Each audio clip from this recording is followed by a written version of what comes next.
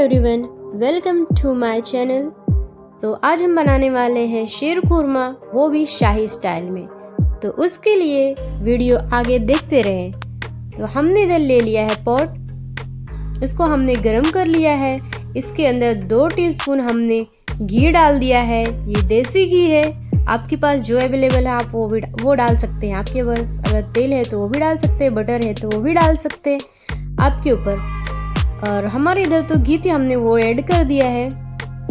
अब हमें थोड़ा घी को मेल्ट होने का इंतज़ार करना है। घी मेल्ट हो जाएगी थोड़ा तो हमें इसके अंदर इलायची डालना है, क्रश करके थोड़ा हरी इलायची डालना है। तो इसे थोड़ा रोस्ट होने दें। अब हमने इधर 2 लीटर दूध लिया है, उसको डाल दिया है।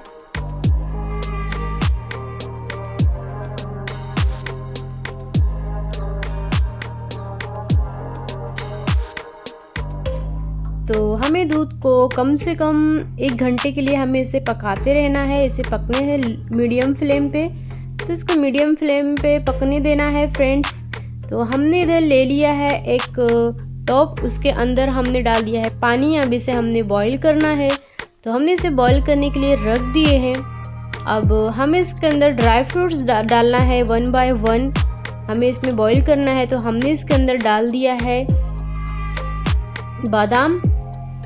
तो हम बादाम को लिए हैं 30 से 35 नोस, और इसे हमें पकाना है 3 से 4 मिनट तक पकाते रहना है। इसके छिलके निकालना है हमको फ्रेंड्स। तो हमें इसके छिलके निकालना है। तो हम 1 बाय 1 सारे मसाले जितने हैं सबको बॉईल कर लेना है। ड्राई फ्रूट्स जितने हैं सबको बॉईल कर लेना है। तो हमने इसी पानी में ही सबको बॉईल किया है, हमने इस पानी को फेंका नहीं है। तो अभी हमें इसके अंदर डालना है काजू, पिस्ता,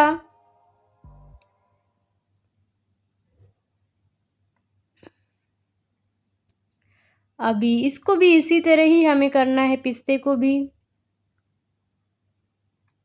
तो हमने पिस्ते को भी पका लिया है 2 से 3 मिनट के लिए।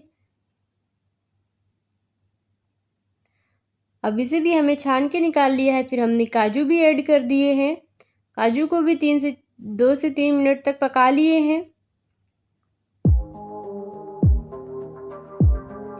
काजू भी अच्छी तरह से पक चुके हैं। अब इसे हमें छान के निकालना है। अब इसके अंदर हमें डालना है चिरौंजी। तो हमने चिरौंजी भी डाल दिए हैं। अब इसे भी 2-3 मिनट तक पकाना है।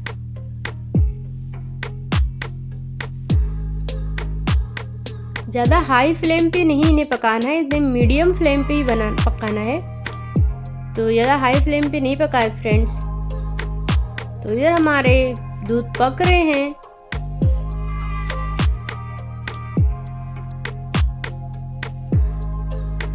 इसे भी मीडियम फ्लेम पे ही पकाना है, ज़्यादा हाई फ्लेम पे नहीं करना, वरना आपके दूध गिर सकते हैं। हमने इधर सारे ड्राई फ्रूट्स को ले लिए हैं बॉईल करके। इधर हमने किशमिश को भी भिगा दिया है बाउल में। तो आप भी किशमिश को भिगा दें पकाने से पहले, रोस्ट करने से पहले इसे भिगा दें थोड़ा पानी में, उसके डर्ट्स निकल जाएं किशमिश के। तो हमें इधर सबके पील्स ऑफ करना है, सबके छिलके निकाल लेना है। हमने बादाम के छिलके निकाल चुके, पिस्ते के भी छिलके निकाल चुके। तो हमें इसी तरह ही कट करना है।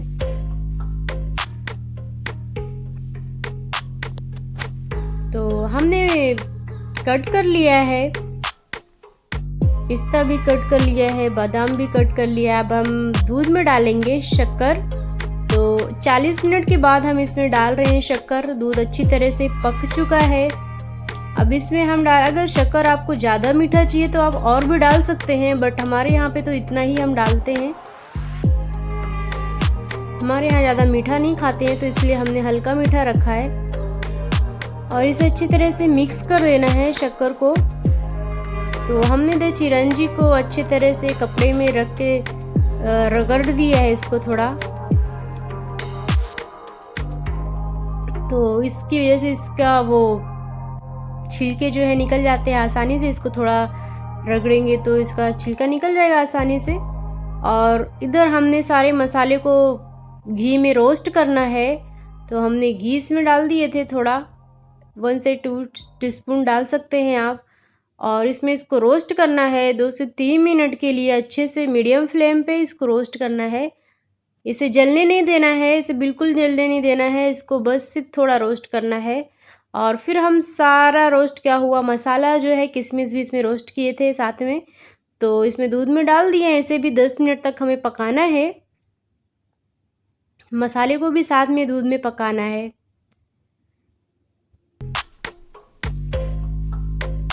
तो इधर हमने सेवई ले लिया है, सेवई को हमने रोस्ट कर लिया है। थोड़ा ज़्यादा गर्म नहीं रखना पैन, वरना हमारा सेवई जल सकता है। तो सेवई को बिल्कुल नहीं जलने देना है, इसे थोड़ा गर्म करना है, रोस्ट करना है बस। ज़्यादा कुछ इसको रोस्ट नहीं करना है, सिर्फ इसे सेकना है थोड़ा लो फ्लेम पे। तो हमने इसे भी रोस्ट कर चुके हैं, तो अब हम इसे भी डाल देंगे दूध में। तो हमने बॉईल किए हुए दूध में मसाले में सब पूरा मिक्स कर दिया है इसे भी। तो हमें इसे मिक्स कर देना अच्छी तरह से और अपना गैस बंद कर देना। इसे पकाना नहीं है, बिल्कुल भी नहीं पकाना है, इसे बंद कर देना है। और बंद करने के बाद